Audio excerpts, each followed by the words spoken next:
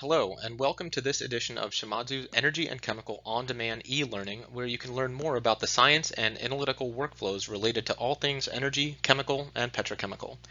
My name is Andy Fernattel, and I am the Energy and Chemicals Marketing Manager for Shimadzu Scientific Instruments.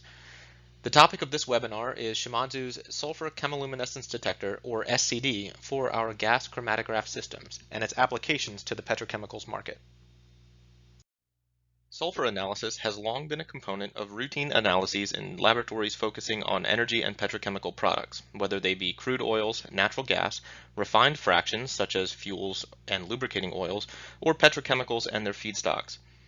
Because of its tendency to poison catalysts used in the refining process, safety concerns, particularly with hydrogen sulfide, and environmental concerns related to discharging sulfur into the environment, processors seek to minimize the sulfur content of their feedstocks or products.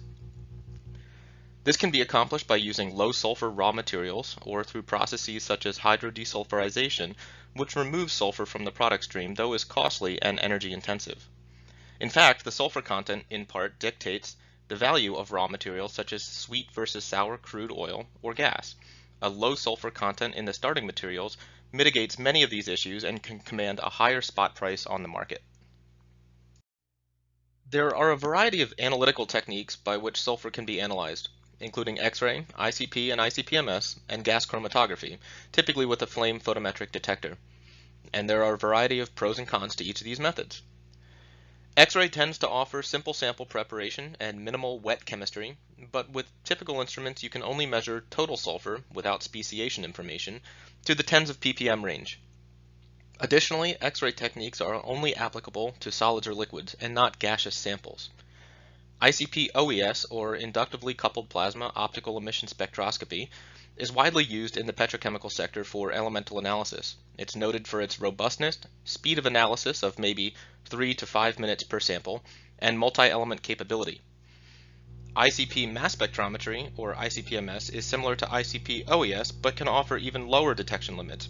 However, the most abundant isotope of sulfur, 32, suffers from polyatomic interferences, most notably from oxygen-oxygen at mass 32.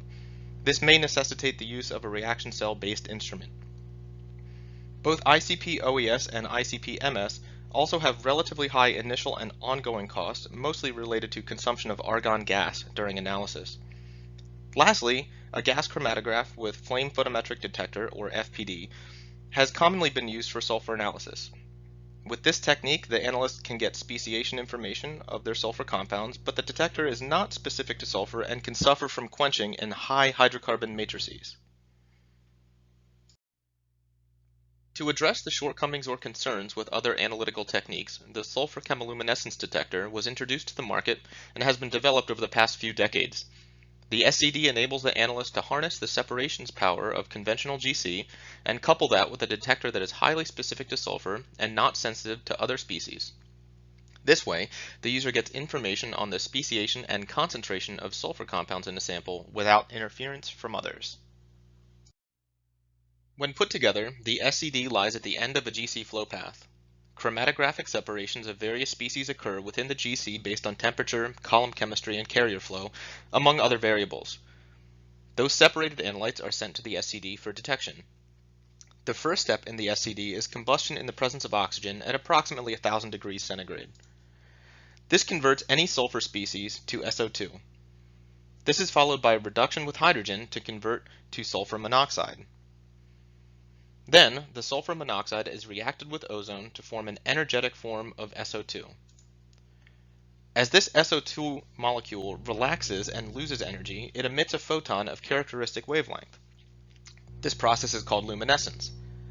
The photon is detected by a photomultiplier tube, or PMT, which converts the presence of that photon into an electrical signal that the data system interprets as a chromatographic peak.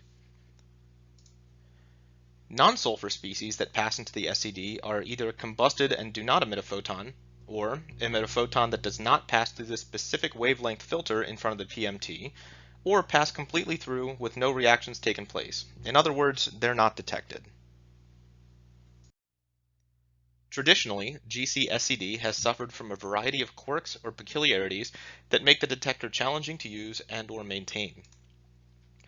Common complaints include difficulty in maintenance of the detector, ensuring that the components are clean and easily replaced, difficulty in operation with long warm-up and stabilization times, the long-term stability of the detector varying over both the short and long-term periods of analysis, and differing sensitivity to various sulfur compounds that one might encounter.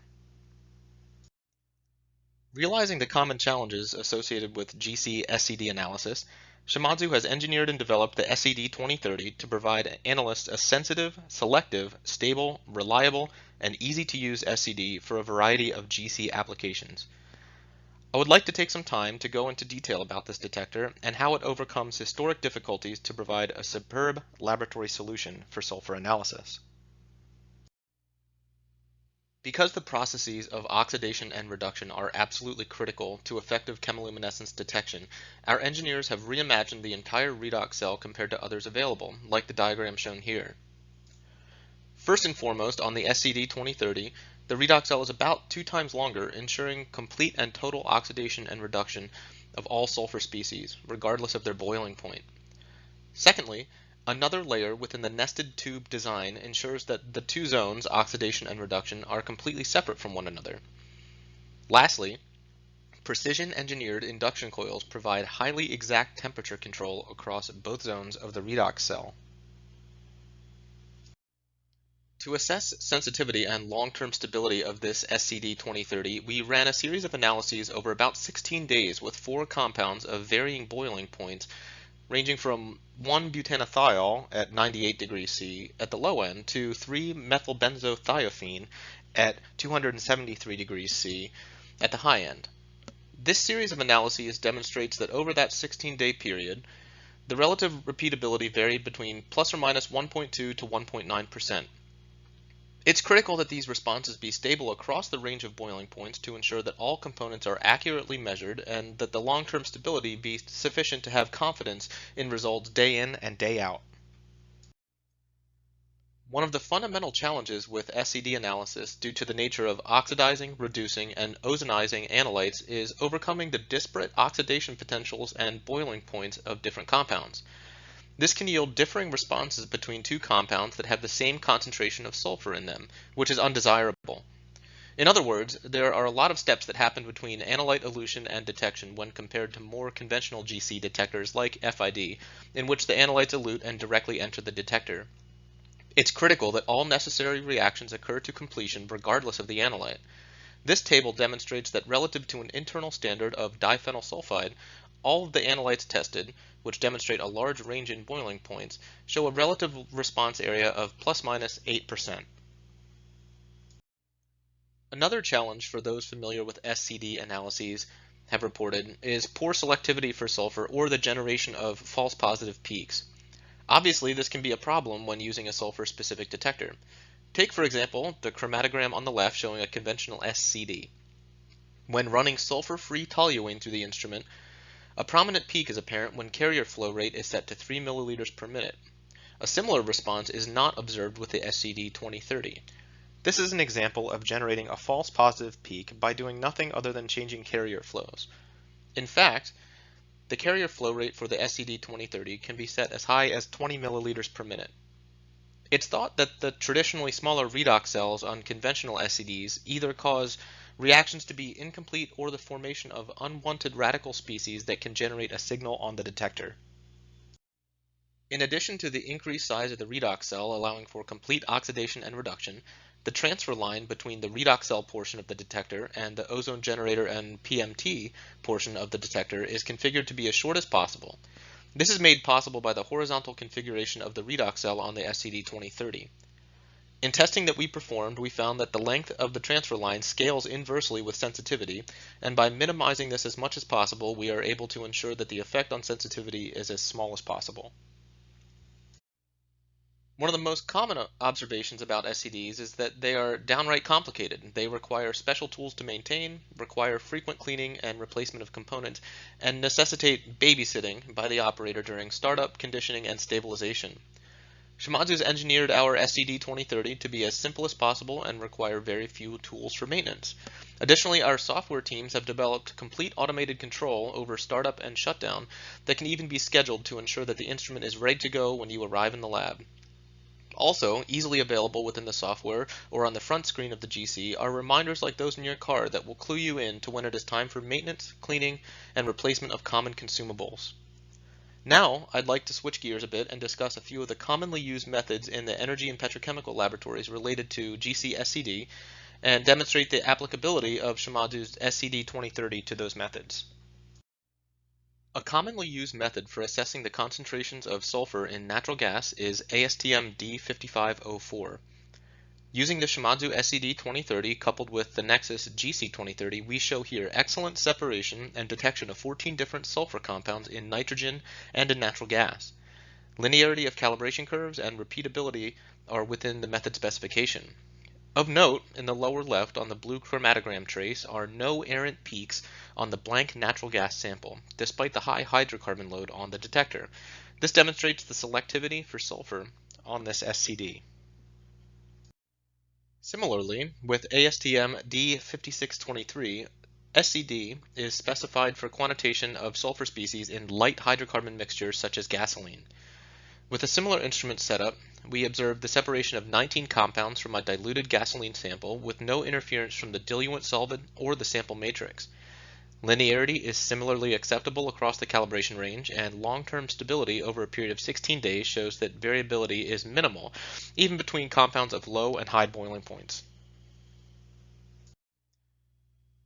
Finally, another commonly used method is the assessment of the trace compound thiophene in benzene by ASTM D7011. Benzene is a critical component of a number of hydrocarbon processing streams and often contains small amounts of thiophene, but unfortunately, even a small amount of thiophene can poison precious metal catalysts used during processing. Using the SCD-2030, we can clearly see the separation of thiophene from a benzene matrix. The SCD even picks up a small trace sulfur peak that eluted at about 1.5 minutes. Of note is that the chromatogram trace is completely unaffected by benzene eluting off the column, and like other examples, calibration curves show excellent linearity.